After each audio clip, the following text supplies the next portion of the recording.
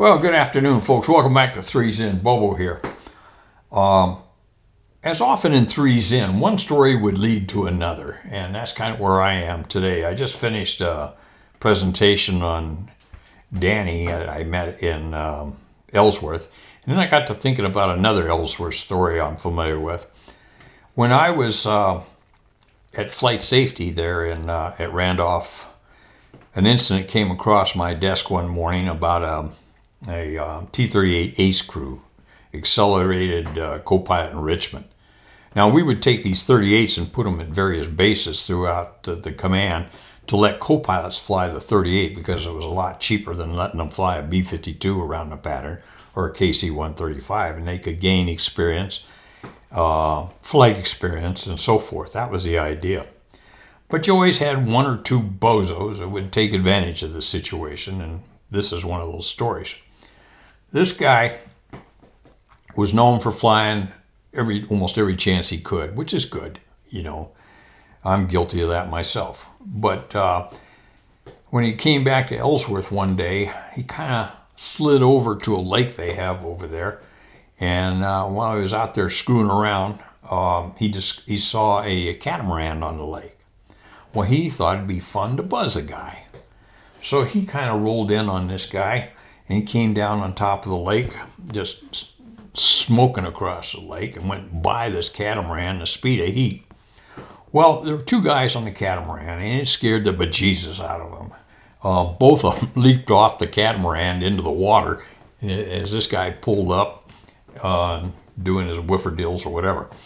Okay, so they climbed back on the catamaran. Well, numbnuts, we had an expression in Vietnam, one pass and haul ass, and there's a reason for it. If you go back for a second time using the same heading, the same altitude, the same airspeed, they're going to nail you. Well, numbnuts comes back around, and he decides to go by the catamaran a second time. Well, as he goes by, this guy's standing on the catamaran. This time he's prepared. He's got his camera, and he goes click, click, click, click, click, click, click, as the guy goes whizzing by. Got pictures of him. Got pictures of the tail number. It wasn't hard for him to put two and two together and find out who it was, because he was the head of the FAA division there at Ellsworth at Sioux Falls. Is it Sioux Falls? I'll have to look that up. Another no provision morning this morning. Anyway, Rapid City. So he was the head of the FAA division there. So he goes in, calls out the base, they start putting together, they found out who the guy was, and they hammer him, as you might expect. So I kind of watched that as I was on the flight safety desk, and, what do you say? Okay, I go down to Australia then, spent 2 years in Australia, and then I came back to Randolph at PIT, and I don't know why, I don't know how I retain these things, and somebody had just mentioned about this SAC guy who had come through the PIT program, who was somewhat of a flake. And, if you get a reputation as a flake in one command, it's going to follow you. So just be advised. So this guy comes through, and I said, I can't remember the conversation exactly, but I said, I know who that guy is. And I said, I think he got his names put in light when I was over at flight safety. And I walked over there and had a cup of coffee with Jim Board and asked him if he remembered the incident. And he said, yeah, he pulled it. And we looked at it. Now, how the hell did this guy ever get into ATC as an IP? That was a real head scratcher. So anyway, we just kind of filed it away. Well, 6 weeks later, it wasn't much longer, 6 weeks or so later, this guy got his names in lights again.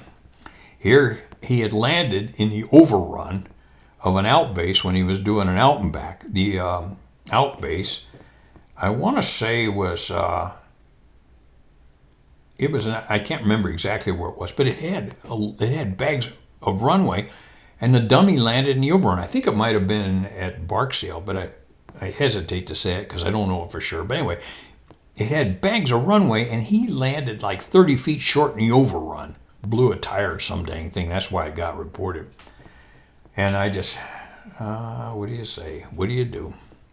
At any rate, I guess the things I would say about this is, you know what? There's so much fun you can have flying the T-38. You don't have to do this kind of crap.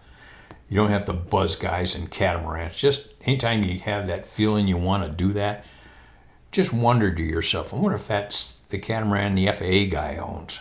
The other thing is, don't land in the overrun on an 11,000 foot runway. It's not real bright. Oh well, this is Bobo Base Gear. Stop.